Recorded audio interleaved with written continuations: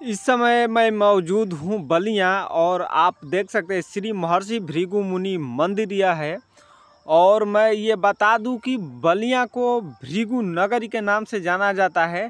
ऐसा क्यों जाना जाता है, हम इनके पूरे पीछे का इतिहास जानेंगे। तो आइए हम चलते हैं मंदिर में अंदर और जानते हैं और बात करते हैं। चलिए हम अंदर प्रवेश करते हैं।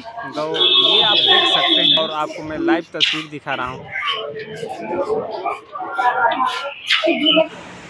चलिए हम मंदिर का क्या इतिहास है जानने की कोशिश करते हैं। हमारे साथ है पंडित व्यास मिश्रा जी, बलिया जनपद है। हम भृगु की नगरी से जानते हैं। इनके क्या इतिहास है? देखिए, इसका नाम पहले बलियाग था। बलियाग जब ये भृगु जी की तपोस्थली आए तो यहाँ सब अपने अपने धर्म को मानने वाले आज भी लोग हैं। कोई कहता है ब्रह्मा बड़े, कोई कहता है विष्णु, कोई कहता है शिव। भाई निर्णय कैसे हो? तार्किक शब्द है। तो इसका निर्णय के लिए ब्रह्मा के जो है मानस पुत्र है भृगु जी, इनको जो है प्रधान चुना गया। उसके बाद इनसे पूछा गया कि भाई आप जो है त्रिदेवा की परीक्षा लेना है। कहे कि देखिए विष्णु और शिव का तो मैं ले लूंगा, निरंकारी संपूर्ण ब्रह्मांड के स्वामी है, लेकिन अपने पिता का कोई परीक्षा नहीं ले पाता है। कहे नहीं नहीं ऐसा नहीं होगा, त्रिदेव हैं, तीनों देव की प्रधानता आपको दिया गया है, तो निर्णायक शब्द है। वो कहे कि ठीक है, जब आप लोग यही कहते हैं तो भाई इसमें जो है देखा जाएगा। प्रथम जो है ब्रह्मा के यहाँ गए। उस समय ब्रह्मा जी आरूढ़ नहीं थे अपने आसन पे, उनके आसन में भृगु जी बैठ गए। जब ब्रह्मा जी आए तो उनका धन प्रणाम होना चाहिए, तो वो नहीं किए, क्योंकि प्रधान बन के गए थे। जैसे हम लोग अपने आसन पे आरूढ़ होते हैं तो किसी को प्रणाम नहीं करते हैं, आसन से नीचे उतरेंगे तो ही प्रणाम करते हैं। उसी तरह उनका भी है। तो देखे कि ब्रह्मा जी मेरा पुत्र जो है तपो बल के घमंड में अहंकार में जो है चूर हो गया है, इसका अहंकार नष्ट करना चाहिए। क्योंकि ऐसा पुत्र रख के भी क्या फायदा जो अपनी गरिमा का उल्लंघन करे। जल से जो है काममंडल से जल लिया और गायत्री मंत्र पढ़ के सोचे कि ब्रह्म जो मंत्र होता है गायत्री का भस्म कर दे। तो सरस्वती जो है उनकी पत्नी है, एक दंत कथा में उनकी जो है पुत्री भी रह चुकी हैं। तो इसमें जो है कथा जो है पत्नी के स्थान पे है। वो हाथ पकड़ ली, कहेगी अरे रे क्या कर रही है, माता के रहते पुत्र का वध हुआ, ऐसा कदापि न होगा, प्रभु शांत हो। तो भृगु जी ने उनको श्राप दिया ब्रह्मा जी को, कहे कि ब्राह्मण, अग्नि, गौ, कुशा ये चारों का स्थान आपके स्थान पे दे दिया जाएगा, पर आपका मूर्तिवत पूजा नहीं होगा। जो कि संपूर्ण ब्रह्मांड में एक पुष्कर है, उसमें एक ब्रह्मा जी की मूर्ति है और कहीं अन्यत्र नहीं मिलेगी। ब्रह्मा के स्थान पर उसका स्थान देके जो ब्राह्मण पूजन कर दिया जाता है, क्योंकि वेद का उच्चारण करता है। शादी विवाह में भी ब्रह्मा का स्थान दिया जाता है और बृहस्पति का। जो कन्या पक्ष में होता है वो ब्रह्मा के स्थान पे होता है, और वर पक्ष के तरफ जो शादी मंडप बैठते हैं तो बृहस्पति के स्थान, उन लोग का स्थान दे दिया जाता है। उसके बाद वो शिव लोग गए तो शिव पार्वती जी जो है नित्य क्रीड़ा में मग्न थी। देखी कि भाई ब्रह्मा के पुत्र आ रहे हैं भृगु जी, उत्साहवश जाके मिलने के लिए आगंतुक स्वागत करना चाहिए ना, आगे बढ़ के तो गए। तो भृगु जी 3 पग पीछे हट के गए, बस बस वहीं से प्रणाम हो, आप अपवित्र हैं, छूने योग्य नहीं है। वगैरह कितनी खुशी से मिलने जा रहे हैं। प्रेम की भाषा में जाति वाति वर्ण नहीं देखा जाता, क्योंकि वो प्रेम शब्द है।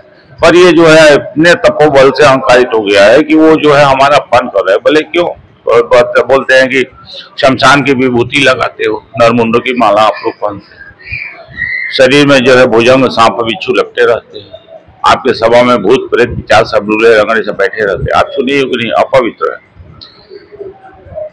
तो अब उनको जो है क्रोध आ गया, वो गए पृथ्वी से अपना जो है त्रिशूल उखाड़ कर सोचे कि इनका वध करते हैं। तो माता पार्वती ने उनका हाथ पकड़ लिया। थोड़ा इसमें कथा में विराम दे रहे हैं, क्योंकि जब पृथ्वी कांप रही है तो भृगु जी का जो है और महादेव का वार्तालाप विष्णु भगवान ध्यानास्थ होकर देख लिए। भाई भयंकर महादेव को जो है क्रोध की क्यों हैं, उनको जो है ज्ञात हो गया। इसको यहाँ पे थोड़ा विराम देते हैं, फिर अपने पूर्व कथा में आते हैं। अब वो गए तो माता पार्वती हाथ पकड़ लिया, बोले कि प्रभु क्या कर रहे हैं। माता कहते पुत्र का वध, अरे सरस्वती का पुत्र तो मेरा भी है। प्रभु शांत हो, महादेव जो है शांत हुए। भृगु जी ने श्राप उनको भी दिया कि आपका ब्रह्मांड स्वरूप लिंग का पूजन होगा। महादेव आप में अपार क्रोध है, क्षण में जो है आप प्रसन्नचित्त हो जाते हैं, क्षण में जो है क्रोधाग्नि आपके अंदर प्रज्वलित हो जाती है। तो इसलिए जो है अहंकार का पूजन हर जगह नहीं होता है। आपके अंदर वो बुद्धि विवेक है, त्रिगुणातीत नहीं है। क्योंकि मैं त्रिगुणातीत का जो है देखने गया था, लेकिन आप जो है नहीं त्रिगुणातीत। फिर वहां गए, देखे कि भाई विष्णु लोग गए, तो ये बोले कि विष्णु भगवान लक्ष्मी से कि मुझे पीताम्बर दो, मैं उड़ के सो रहा हूँ, मुझे नींद आ रही, कोई जगह तो जगाना मत, बोल देना स्वयं जगा लो। भाई उनको तो ज्ञात हो गया कि परीक्षा। तब जो है दाहिना पैर भृगु जी ने दे मारी। तुरंत भगवान विष्णु उठे, उनका चरण दबाने लगे भृगु जी का। बोलते मुझे तपस्या करते करते जो है आपका पैर कमल के फूल के समान हो गया, और मुझे दुष्टों का दमन करते करते शरीर पत्थर चट्टान के समान कठोर हो गया। प्रभु आपको चोट नहीं आ गई।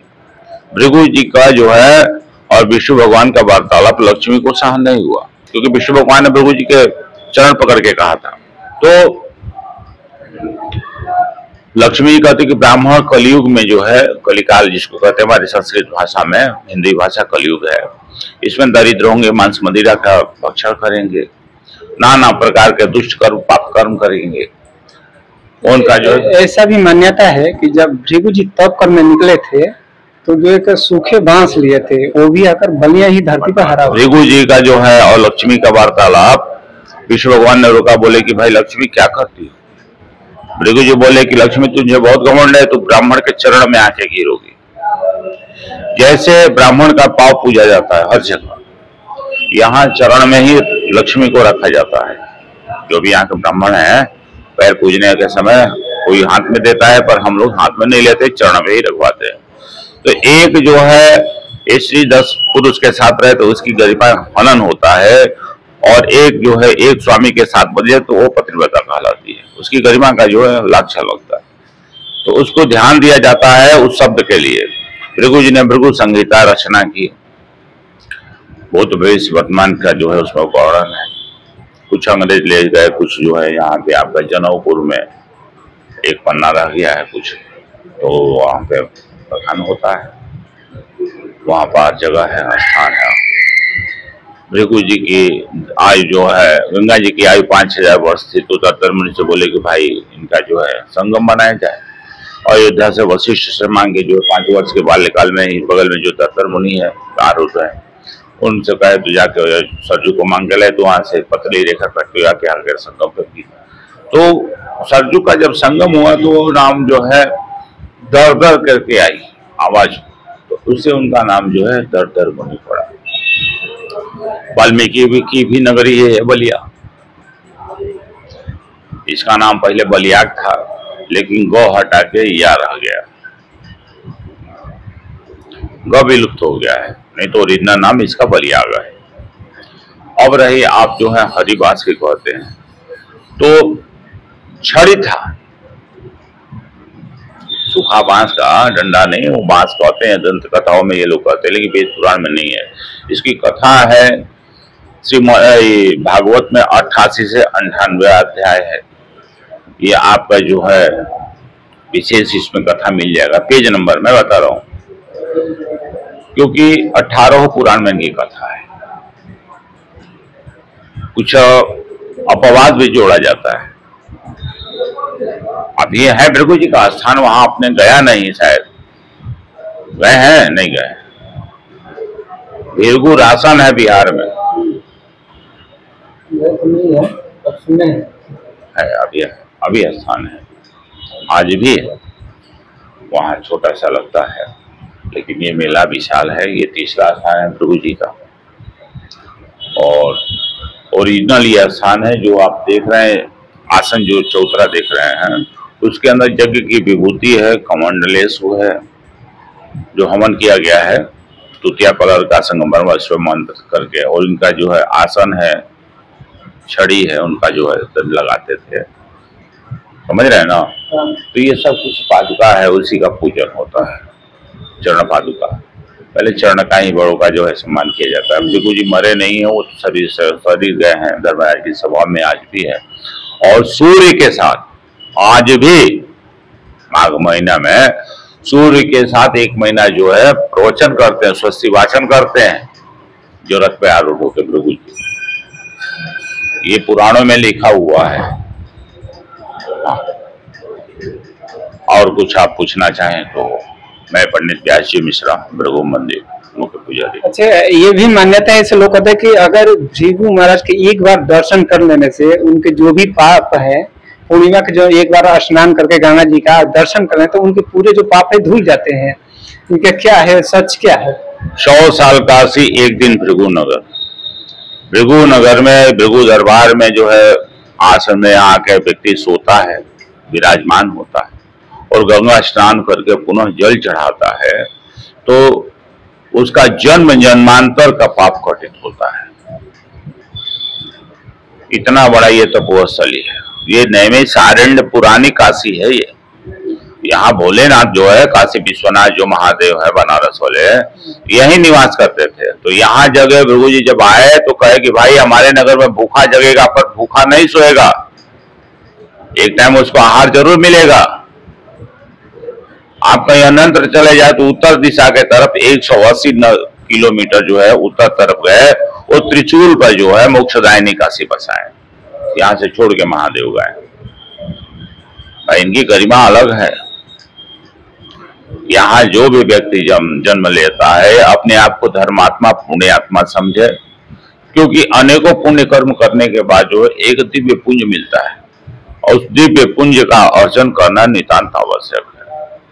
जो नित्य प्रति बाबा का दर्शन करता है वो सौभाग्यशाली है। अनेकों पुण्य कर्म के बाद ही बाबा का दर्शन मिल पाता है। तो आप भी सुन सकते हैं लाइव है। ये पंडित मिश्रा जी हैं और व्यास जी मिश्रा जी हैं, और इनका कहना है कि अगर आपके 100 साल पुराने पाप है और एक बार गंगा स्नान करके और भृगु जी का अगर दर्शन एक बार आप कर लेते हैं तो आपका 100 साल पुराना पाप धुल जाएंगे। यही है सर।